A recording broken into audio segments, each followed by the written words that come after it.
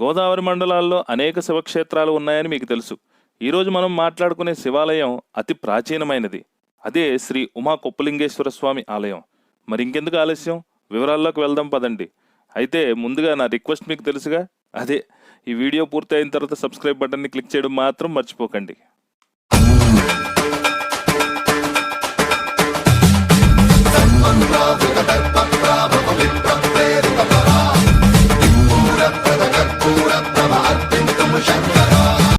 రాజమండ్రికి దగ్గరగా ఉన్న కొత్తపేటకు 3 కిలోమీటర్ల దూరంలో ఉన్న పలివెల గ్రామంలో కౌశికీ నదీ తీరాన ఈ కొప్పలింగేశ్వర స్వామివారి ఆలయం ఉంది.